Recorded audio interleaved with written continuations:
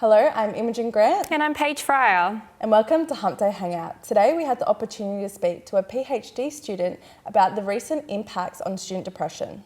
We also had the opportunity to speak with UOW's Compass Club in light of RUOK Day and how they're helping foster and cultivate the emotional and physical well-being of our students. We also got an update from the UOW Palestine Society about their recent general meeting. Tomorrow, the 12th of September, is RUOK Day, where Australians are encouraged to ask each other whether they're okay. Now, when we greet each other, we generally say, "How are you?" But do we answer this question with honesty? We've sent Jack Rothfield out on campus to speak to students about their level of honesty when greeting each other. Thanks, Paige. I'm here on campus to ask students about whether they really tell the truth when they're asked how they are. Not all the time, only if I know the people well and they're my friends, I'll answer truthfully. If not, I kind of just be like, I'm good. I mean, it depends on who I'm answering to, but if it's like one of my mates, I'll answer truthfully, but if it's just like someone I don't know that well, I'll say I'm good, you know. It really depends on who I'm like talking to. Like if you ask me, then I'd be like, oh yeah, I'm fine. But if I'm talking to like a closer friend, then yeah, I'd probably tell them like in a bit more depth. But it depends on the context. I don't know, probably most of the time not, just because, yeah, I don't know. Just, I don't, I suppose, yeah. Just quick and easy, but just say I'm right. Well, there's your answer, guys. Back to you in the studio. Joining us now is UOW PhD student Danrlei Souza, who is currently looking into how the inability to keep social bonds impacts depression. Welcome. Thank you. So the first question that we have for you today is that being cut off from society can lead to depression, and what findings have you found so far that have been most interesting to you? Well, in the very start, like of my research, when I thought about like this phenomenon related with depression, I saw that like in the DSM, where like people can find like the so-called symptoms of. We've sent Jack Rothfield out on campus to speak to students about their level of honesty when greeting each other. Just possible symptom of depression.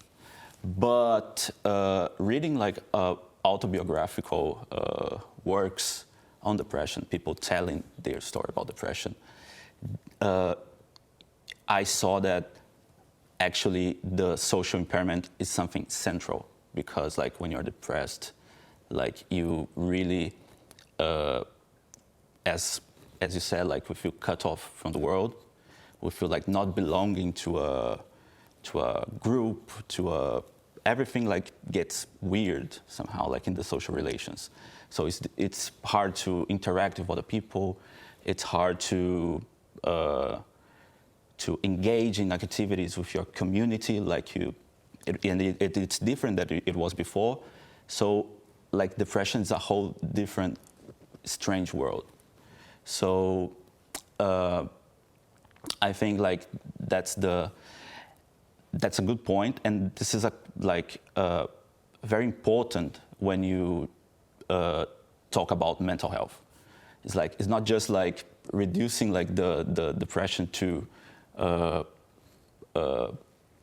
just medication or just stuff like that, but also like thinking about like the whole experience of the person, talking about like, oh yeah, like you have to hear like what people feel, what people experience, because each experience is very complex and very unique. So, and I think like the social part is very important, because like loneliness and isolation can really, really like be bad for people suffering with mental health conditions. So, yeah. So what was it that inspired you to research this at the University of Wollongong? Well, here at the University of Wollongong, I found this philosophy program where we have a lot of experts in the area of philosophy of cognitive sciences. So how the environment or how the body shapes our experience. And this is very important for the philosophy of psychiatry as well, because it's not just about like the brain.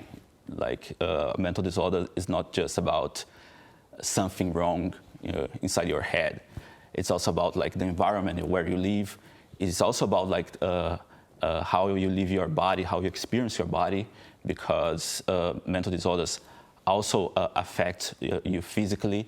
So this wider view of the human experience made me come to Australia to study philosophy of this like great like team of experts here. So yeah. So what aspects of society or Australian society that you've seen so far that aggravate the inability for people to make these connections?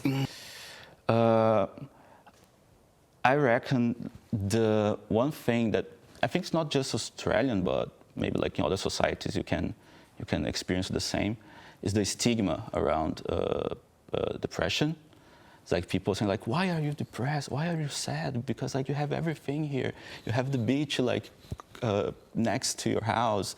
You have the, I don't know, like you have a good job. You have like, you can travel around.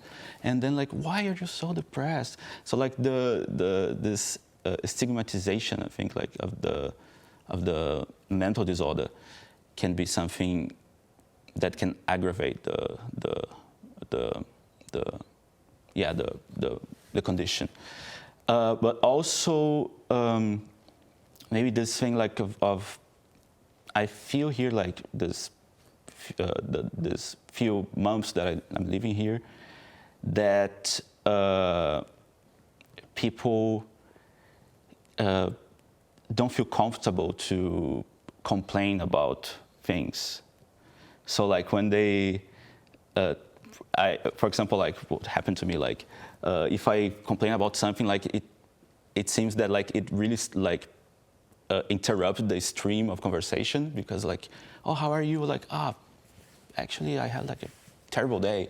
And then people just get like, oh my God, like get really surprised when you complain about something.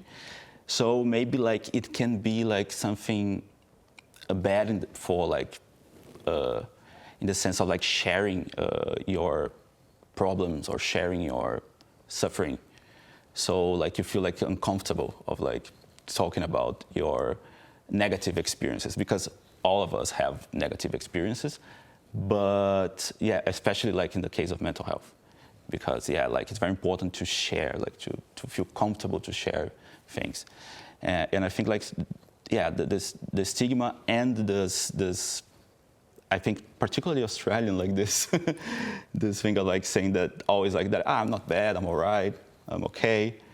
But it can, like this, I'm okay can like hide like thousands and thousands of like suffering and maybe also like a mental condition. So yeah, I think it's good, like, yeah, like you have to feel comfortable to share your pain. Yeah.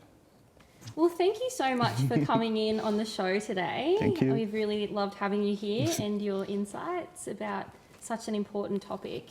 Thank you very much. Thanks for the space of like sharing some thoughts. I think it's really important. Sometimes people don't know what philosophers do. Yeah. But yeah, it's a very important topic and we need to talk about.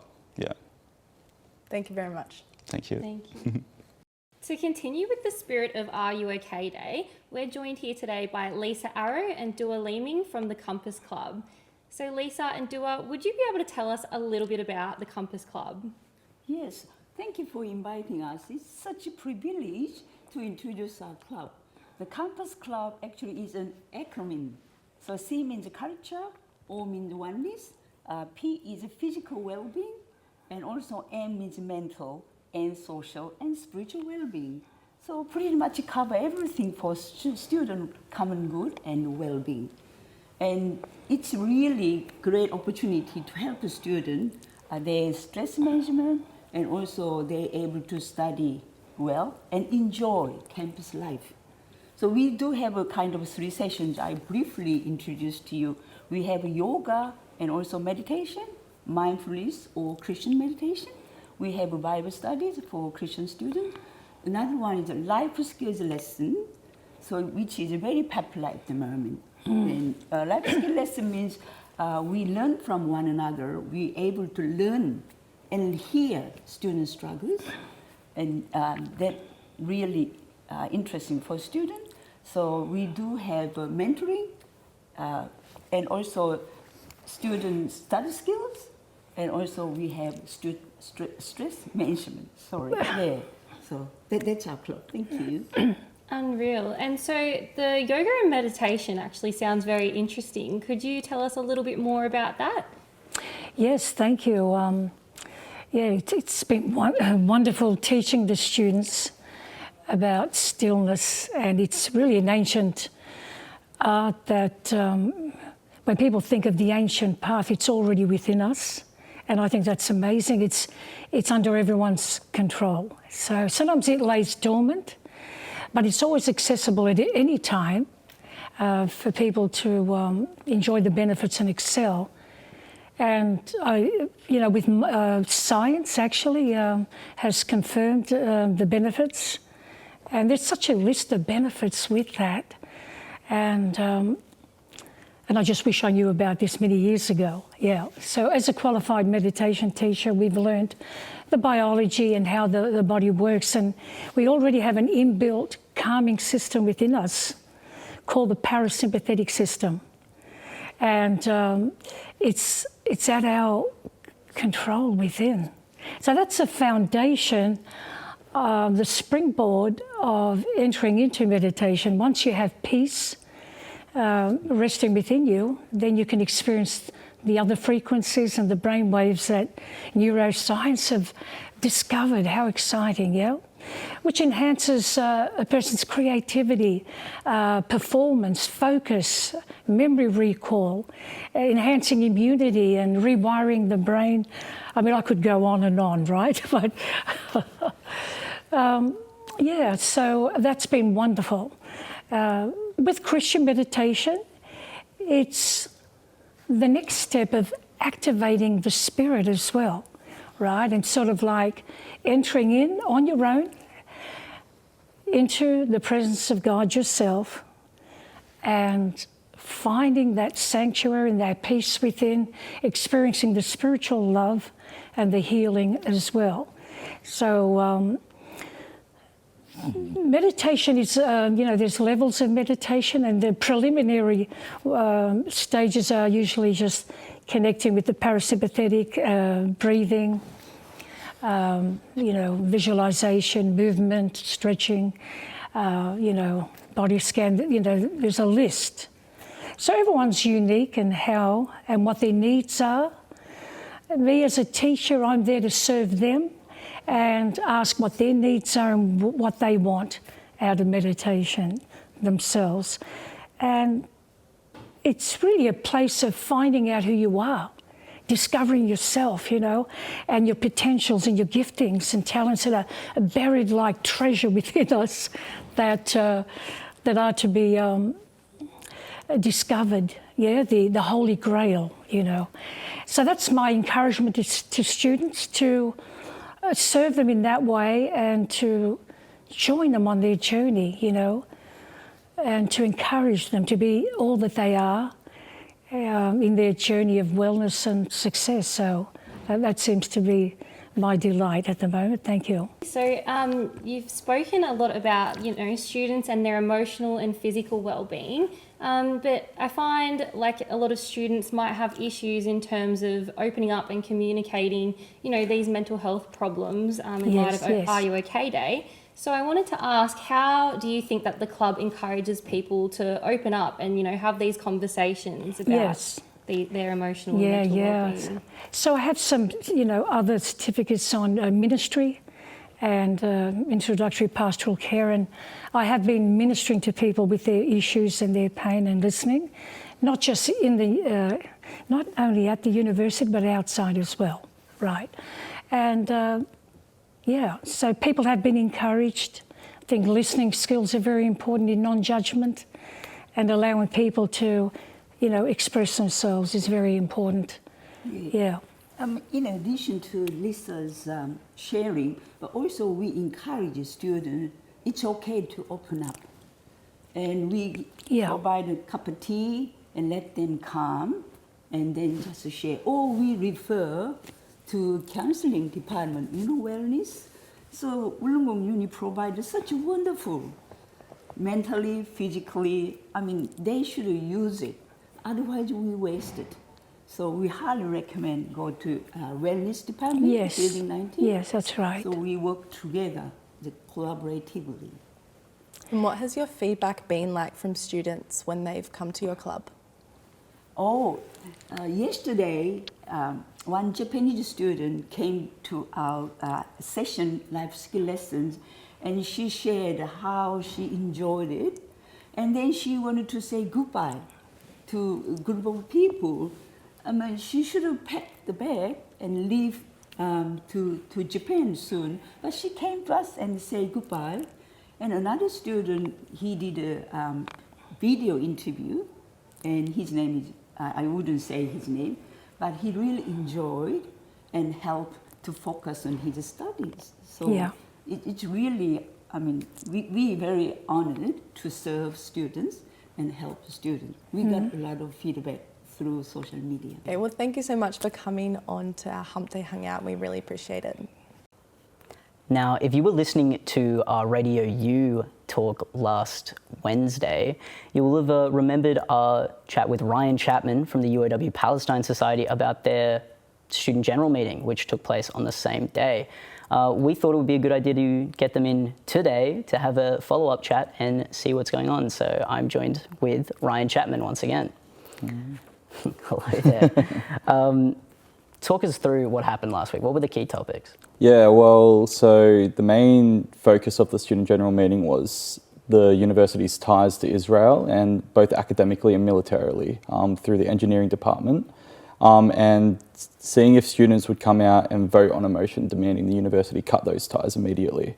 And it was very, very successful. It was quite a great turnout. How many people did we see there? Like, what was the turnout? Yeah, it was around just over 200. We filled up the whole lecture hall in Building 20. We had people standing around, cramming in, spilling out the door. Yeah, it was quite an incredible turnout. And then we all voted, and it was a unanimous yes vote. So that is like now the position of the student body, especially represented through the student union as well. So, well, awesome. We'd love to hear it.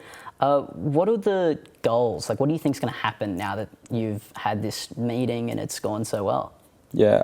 What are you hoping to happen? Yeah, well, first, obviously, we'll like put forward the fact that this meeting has taken place and the motion has been passed unanimously to like University Council and demand that they uphold the demands of the student body.